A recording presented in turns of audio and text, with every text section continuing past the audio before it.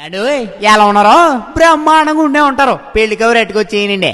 ఓ పాయల్మి సొవ్విటాడారంటే మన పెళ్లి కౌరులని చెప్పేస్తానండి. మన చాట్రతి వారి పెళ్లి సందరండి. మన చాట్రాతి గంగాధరరావు గారు శ్రీమతి దానకుమారి గారు లేరు.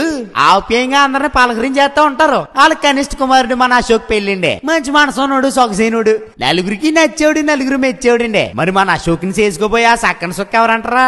మన ఏలూరు జిల్లా కామవరపుకోట మండలం రామన్నపాలెం వాస్తవ్యులు కీర్తిశేషులు మన కరుటూరు వెంకటమోహన్ రావు గారు శ్రీమతి మంగతయ్యారు గారు లేరు.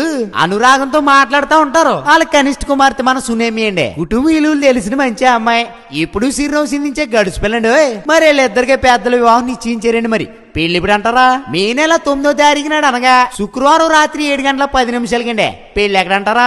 మన ద్వారకా తిరుమల భీమడోల్ రోడ్ లో ఎస్విఎస్ కళ్యాణ మండపం లేదు, అక్కడే అంగరంగ వైభవంగా జరగబోతున్నాయండి. మరి భోజనాలు అంటారా? ఆ మాటకు వస్తున్నానండి. అదే రోజు ఉదయం 11 గంటలకే మన కట్టవ పొదలగూడెం గ్రామంలో మన ఇంటి దగ్గరే పెట్టేస్తున్నారండి. అంతే కదండి. 11వ తారీఖు నాడు అనగా ఆదివారం ఉదయం 11 గంటలకే మన కట్టవ పొదలగూడెం గ్రామంలోనే మన ఇంటి దగ్గరే అదిరిపోయి రిసెప్షన్ విందు కూడా పెట్టేస్తున్నారండి. మరి మీరు వచ్చారంటే నవగాయ పిండి వంటలు 4 కూరలు ప్రేమ ఆప్యాయతలు మనసారి ఇచ్చేస్తారండి. మరిచిపోకుండా ఎన్ని పనులు ఉన్నా పక్కన సైడ్కి వచ్చారంటే జంటను చూడగానే మనసుకో లాసం ఒంట్లో ఉత్సాహం ఇట్టే వచ్చేద్దండి. మరి ఇదిగో మీరు రాబోతే మాట వచ్చేద్దండి. అసలే మన చాట్రాతి వాళ్ళు అంటే మామూలుగా ఉండదు. ఇంకా చాలా పెళ్లి పనులు ఉన్నాయండి. మీరు బయలుదేరి వచ్చండి.